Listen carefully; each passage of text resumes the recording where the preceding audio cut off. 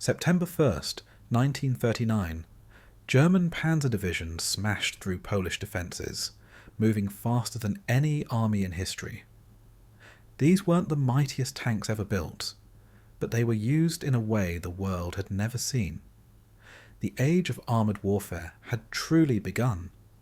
The tanks rolling into Poland were mostly Panzer IV and Panzer II models.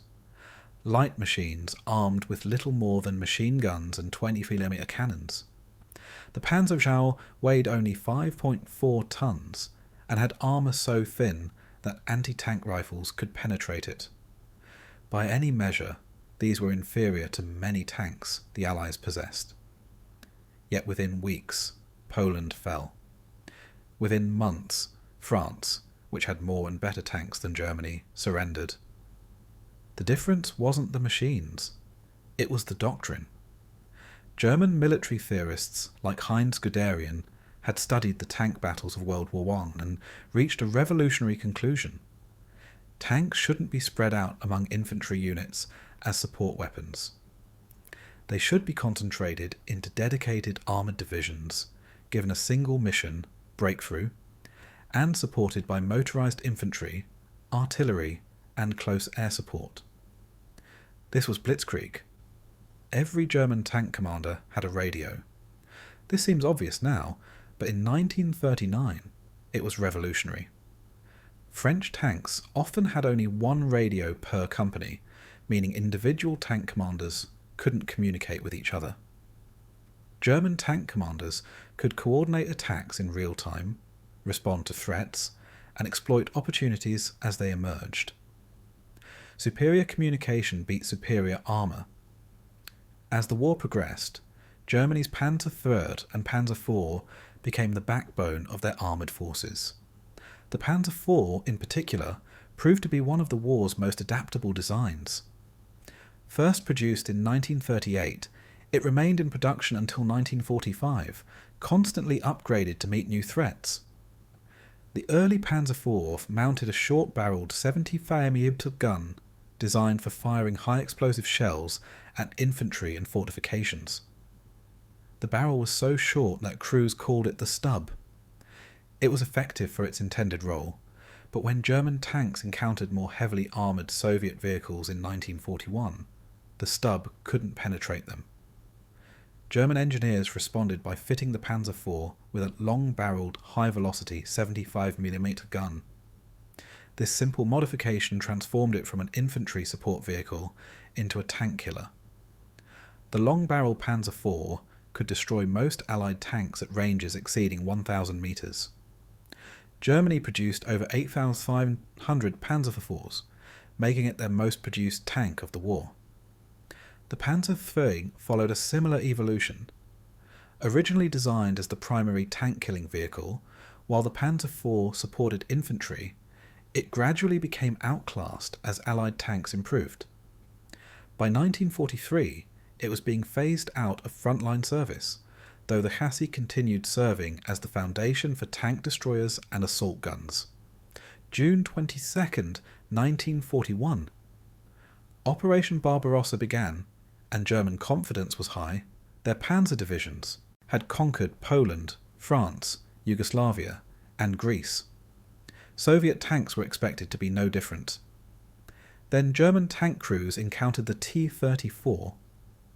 A German tank commander named Wilhelm Ritter von Thoma later wrote, "The finest tank in the world." General Ewald von Kleist called it the deadliest tank in existence. These weren't compliments from impressed observers. They were assessments from enemies who had to fight it. The T-34 combined innovations that made it superior to anything Germany fielded in 1941. Its armour wasn't just thick, it was sloped at angles that made it far more effective than vertical armour of the same thickness.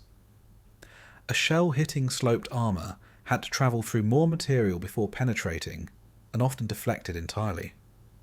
This single design feature made the T-34's 45mm of frontal armour more protective than 75mm of vertical armour on German tanks.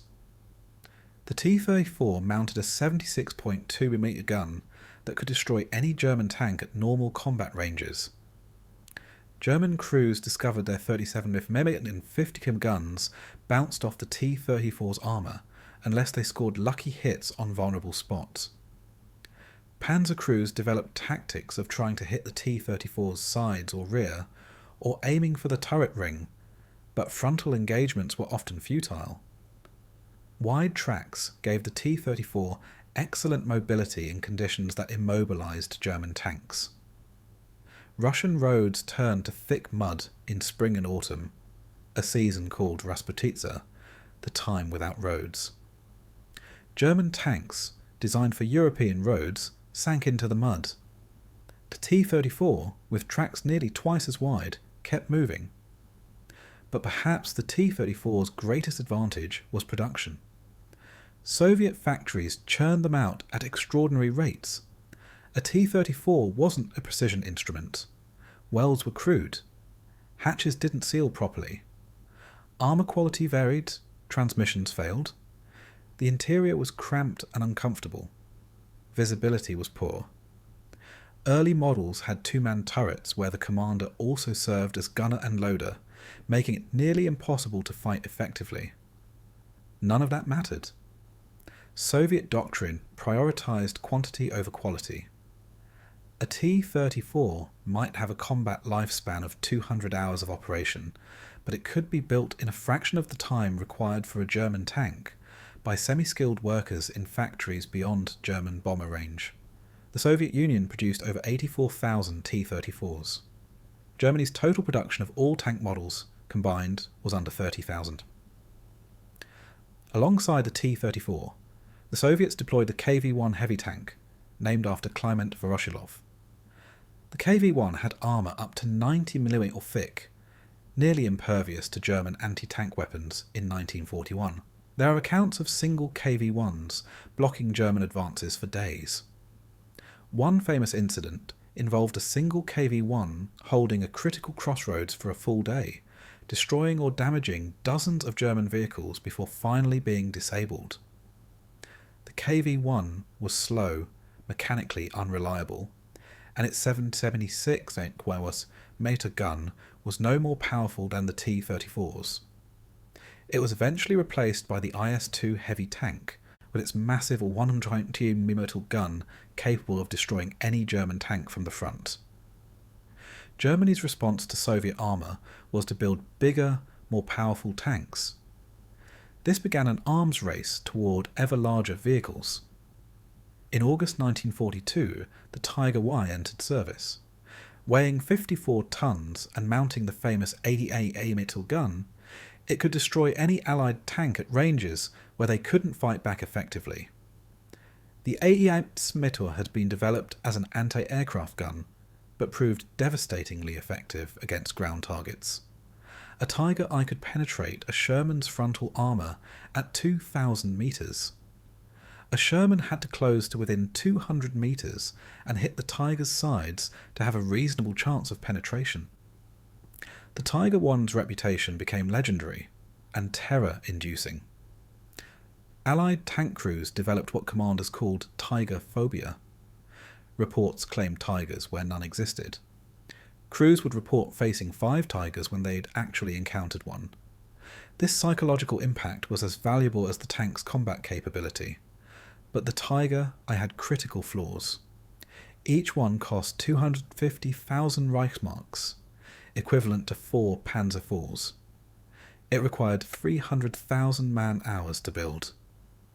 Its complex interleaved road wheel system, intended to distribute its massive weight, trapped mud and snow, which froze solid in Russian winters, immobilizing the tank.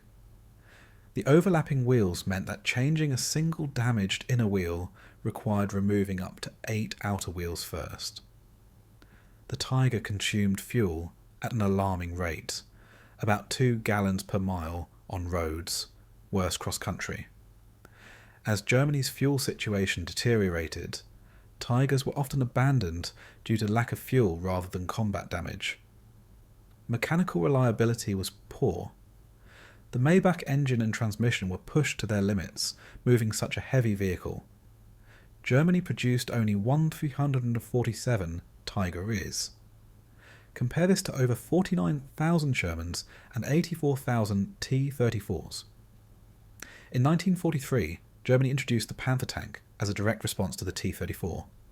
German designers copied the T-34's sloped armour concept, but created a larger, more sophisticated tank. The Panther mounted a powerful 75mm Pool 70 gun, one of the best tank guns of the war, combined with 80mm of sloped frontal armour and relatively good mobility for its 45-ton weight.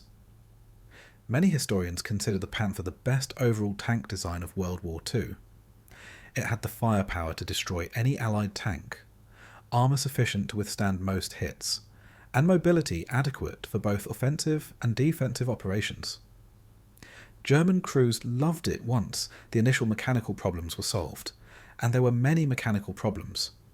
Early Panthers had engine fires, transmission failures, and final drive failures. The Panther used the same Maybach engine as the much lighter Panzer IV, and it struggled with the increased weight. Early Panthers, in their first major combat at Kursk in July 1943, suffered catastrophic mechanical failure rates. Of 200 Panthers committed, over 160 broke down in the first few days, most never engaging the enemy. Later production Panthers were more reliable, but still complex and difficult to maintain. Germany produced about 6,000 Panthers, far too few to change the strategic situation. Then came the Tiger II, called the King Tiger by the Allies. At nearly 70 tons, mounting an 80mm L-71 gun with even higher velocity than the Tiger II's 80mm, and protected by up to 180mm of frontal armour, it was the most powerful tank to see combat in World War II. The King Tiger was virtually invincible in direct frontal combat. American tests after the war showed that the Sherman's 76mm gun couldn't penetrate the King Tiger's front, even at point-blank range. The British 17-pounder had a slim chance at close range, if it hit perfectly perpendicular to the armour. The only reliable way to kill a King Tiger was from the side or rear, or with air attack. But at 70 tons, the King Tiger was absurdly impractical. It crushed roads, destroyed bridges, and consumed fuel at rates that made it nearly operationless as Germany's logistics collapsed in 1944-1945. Its weight overstressed the transmission and final drives, leading to constant mechanical failures. Only 489 were built, and most were abandoned by their crews when they ran out of fuel or broke down. German heavy tank development represented a fundamental strategic mistake, prioritising individual vehicle performance over operational effectiveness. A King Tiger might be invincible in combat, but a tank that can't reach the battlefield because it ran out of fuel or broke down is worthless. The United States entered World War II with obsolete tanks. The M3 Lee Charge Grant was a stopgap design with its main gun mounted in a hull sponson rather than a turret, making it vulnerable and tactically limited. American doctrine, influenced by cavalry traditions and a belief that large tank battles wouldn't occur, initially saw tanks primarily as infantry support weapons. This changed with the M4 Sherman, first produced in 1942. The Sherman would become the most widely used Allied tank and the symbol of American armoured forces. The Sherman has been unfairly maligned in popular culture. Crews allegedly called it the Ronson Lighter because it lights first time, every time, or the Tommy Cooker by the British. In reality, these nicknames are mostly post-war inventions. The Sherman did have a tendency to catch fire when penetrated, largely because early models stored ammunition in unprotected sponsons on the sides. But this was addressed in later production with wet ammunition stowage, storing shells in water-jacketed containers, which dramatically reduced fire risk. What the Sherman lacked in armour protection and firepower, it made up for in other areas. It was remarkably reliable. American tankers could count on their Shermans to start every morning and keep running. Mechanical breakdown rates were far lower than German tanks. This reliability meant more tanks were available for combat at any given time. The Sherman had excellent crew ergonomics. With a 5-man crew, each member had a specialised role: commander, gunner, loader, driver, and assistant driver, no bow gunner. The interior was relatively spacious. Visibility was good. Escape hatches were well positioned. Crew survival rates were higher than in German or Soviet tanks. The Sherman was the only tank of the war with a gyroscopic stabilizer for its main gun. This allowed it to fire with reasonable accuracy while moving, something German tanks couldn't do. In practice, accuracy while moving wasn't great, but the stabilizer allowed the Sherman to stop, stabilize quickly, and fire first in many engagements. Most importantly, American industry could produce Shermans in staggering quantities. Over 49,000 were built between 1942 and 1945. They were sent not just to US forces, but to Britain, the Soviet Union, Free French, and numerous other Allied armies through Lend-Lease. This industrial capacity was America's true superweapon. The Sherman's main weakness was its gun and armour combination against late-war German tanks. The standard 70mm gun was adequate in 1942-1943, but struggled against Panthers and Tigers. The armour, 51mm frontal, was sufficient against early German tanks, but inadequate against German long-barrel guns. American doctrine partially addressed this through the tank destroyer concept. The US Army created dedicated tank destroyer battalions equipped with vehicles like the M10 and M36, which mounted more powerful guns on lightly armoured mobile platforms. The theory was that tanks would support infantry, while tank destroyers would hunt enemy armour. In practice, the distinction often blurred, and tank destroyers frequently found themselves supporting infantry while Shermans fought enemy tanks. The Americans did upgrade the Sherman's armament. The 70mm high-velocity gun, introduced in 1944, could penetrate Panthers at reasonable ranges. But many tank crews preferred the 75mm because its high-explosive shell was more effective against infantry and fortifications, which they encountered far more often than enemy tanks. The British created the Sherman Firefly by mounting their powerful 17-pounder anti-tank gun on a Sherman chassis. The Firefly could reliably destroy Panthers and had a chance against Tigers. British doctrine typically placed one Firefly in each troop of 4 Shermans, with the standard Shermans engaging while the Firefly sought killing shots. Late in the war, the United States introduced the M26 Pershing heavy tank with a 90mm gun and heavier armour. It was a match for German heavy tanks, but only about 20 saw combat in Europe before Germany's surrender. It arrived too late to impact the war. British tank development followed a unique philosophy. The British divided tanks into 2 categories: infantry tanks and cruiser tanks. Infantry tanks were slow, heavily armoured vehicles designed to support foot soldiers. They needed enough armour to withstand anti-tank guns while advancing at walking pace alongside infantry. Speed was irrelevant. The Matilda II and Churchill exemplified this concept. The Churchill infantry tank weighed 40 tons and had armour up to 150mm thick in later variants. It was painfully slow. Maximum speed only 15 miles per hour, but nearly impervious to German anti-tank guns in 1941-1942. Churchill served throughout the war and proved their worth in Italy's mountainous terrain, where their excellent trench crossing ability and thick armour compensated for their lack of speed. Cruiser tanks were designed for exploitation and pursuit, the traditional cavalry role. They needed speed and mechanical reliability to pursue defeated enemies. Armour and firepower were secondary. The Crusader and Cromwell exemplified this concept. The Cromwell, introduced in 1943, was fast and reliable but lightly armoured. It could reach 40 miles per hour, making it one of the fastest tanks of the war.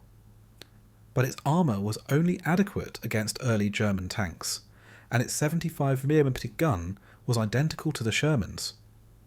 British doctrine, rooted in World War I experiences and cavalry traditions, proved less effective than German or Soviet approaches. By dividing tanks into rigid categories, the British created vehicles that excelled in narrow roles but lacked versatility. The British solution to German heavy tanks came through adaptation rather than new design. The Sherman Firefly mounted the 17-pounder anti-tank gun, Britain's most powerful anti-tank weapon, on a Sherman chassis. The gun was so long that it had to be mounted backward in the turret and rotated forward during final assembly.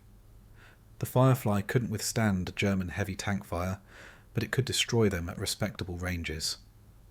British armoured units paired Fireflies with standard Shermans and Cromwells. The lighter tanks would engage and manoeuvre, while Fireflies positioned for killing shots. This required coordination and skill, but proved effective when properly executed.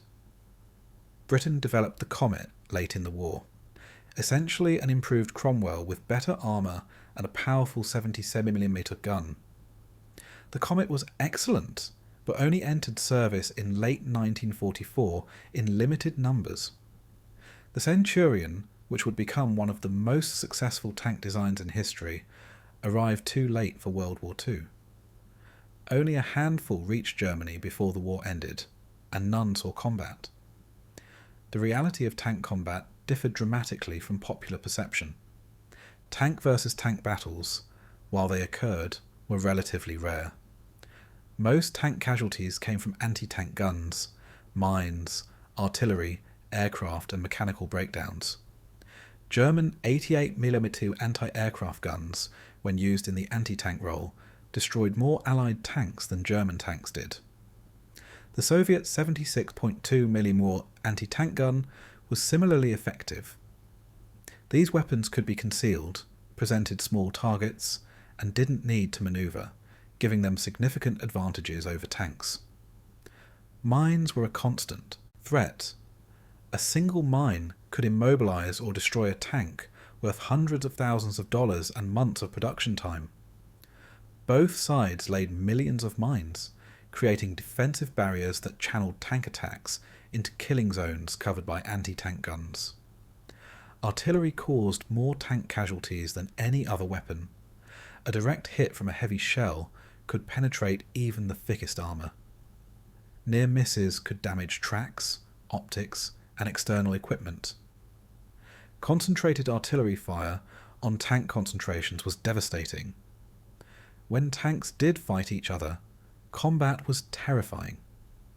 The crew sat in a metal box filled with ammunition and fuel. A penetrating hit could kill everyone instantly through overpressure, the shockwave of the impact, or through armour fragments and shell splinters ricocheting inside. Alternatively, the tank could catch fire, and burning to death was every tanker's nightmare. Crew positions varied in danger. Soviet T-34 drivers and hull gunners often couldn't escape if the tank caught fire because there was no hull escape hatch.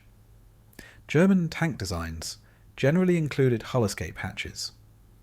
American Shermans had reasonable escape provisions, though crews still often died in burning tanks.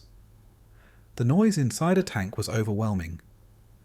The engine roared, tracks clanked, and when the gun fired, the concussion was deafening even with ear protection.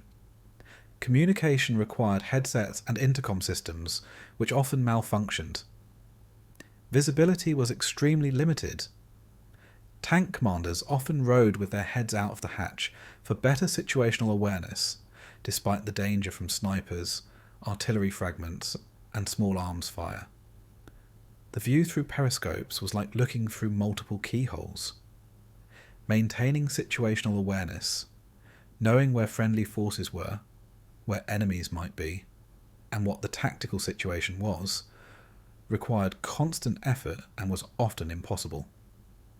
The interior was cramped, hot in summer, freezing in winter, and always uncomfortable. Crews wore padded leather helmets to protect against hitting their heads on the interior, but this offered no protection against enemy fire. The smell of sweat, oil, cordite, and sometimes blood and burns was constant. Psychological stress was immense. Tankers knew that their armour might not protect them, that they might burn to death, that a single mistake could kill their entire crew. Many tankers served entire campaigns, survived multiple tank losses, bailing out of disabled or burning tanks, and suffered lasting psychological trauma. Despite this, crew cohesion was often extraordinary. 5 men living and fighting in close quarters, depending completely on each other for survival, developed bonds stronger than most friendships. Good tank crews worked with practiced coordination, each man knowing his job and trusting his crewmates to do theirs. By 1945, the strategic lessons of armoured warfare had become clear, though they were often learned at terrible cost. Individual tank quality mattered less than combined factors. Numbers, reliability, crew training, tactical doctrine, and logistics. Germany fielded the most powerful individual tanks in 1944-1945. The Panther, Tiger IV, and King Tiger could destroy virtually any Allied tank in direct combat. Yet Germany lost. The Soviet Union and United States won through industrial capacity. They could replace losses faster than Germany could inflict them. For every German heavy tank destroyed, the Allies could field 5 or 10 replacements. This arithmetic was insurmountable. Reliability proved as important as firepower. A Tiger II that broke down 50 kilometres from the battlefield contributed nothing. A Sherman that ran reliably, even if outgunned, could at least reach the fight. By late 1944, German tank units often reported half their strength immobile due to mechanical problems or fuel shortages. Logistics determined what was possible. Tanks consume enormous amounts of fuel, ammunition, and spare parts. The Soviet Union and United States had the industrial capacity and transportation networks to keep their tanks supplied. Germany's logistics network, strained by strategic bombing and the Eastern Front's vast distances, couldn't adequately support their forces. Crew training quality declined as the war progressed, particularly for Germany. Early war German tank crews were superbly trained professionals, often with years of experience.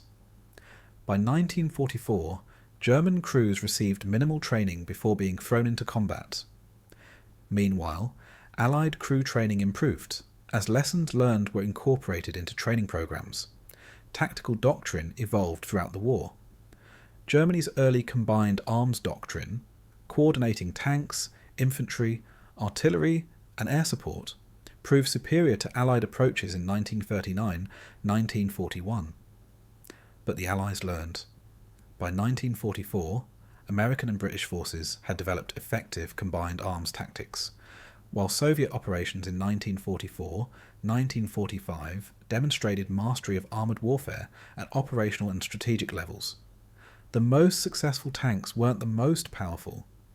The T-34, Sherman, and Panzer IV weren't the best armed or best armoured tanks of the war, but they could be produced in massive quantities, kept running under field conditions, and supported logistically. They were good enough. This good enough philosophy contrasted sharply with Germany's late war approach. German engineers continually designed more powerful, more complex tanks. The Tiger II, the Panther II that never entered production, the Maus super heavy tank that was absurdly impractical. They pursued perfection when adequate capability in large numbers would have been more effective. The strategic impact of tanks extended beyond battlefields. Armoured warfare enabled the rapid, deep operations that characterised World War II. The static trench warfare of World War I became mobile, fluid combat where breakthrough and exploitation could decide campaigns in weeks, rather than years. Tanks also influenced grand strategy. Germany's early conquests were enabled by panzer divisions. The Soviet Union's ability to field massive tank armies influenced when and where the Western Allies could invade Europe. The presence or absence of adequate armoured forces determined whether defensive positions could be held or would be overrun. By war's end, tanks had proven they were decisive weapons when properly employed. The lessons learned: combined arms operations, the importance of logistics, the balance between quality and quantity, the need for reliable equipment over perfect equipment, would influence military thinking for decades. The tank remained the dominant land warfare weapon until the present day, and the fundamental principles established in World War II still apply. The steel beasts that rolled across Europe, Africa, and Asia from 1939 to 1945 weren't just machines. They were the physical manifestation of competing strategic philosophies, industrial capabilities, and tactical doctrines. Their successes and failures determined the outcome of the greatest conflict in human history.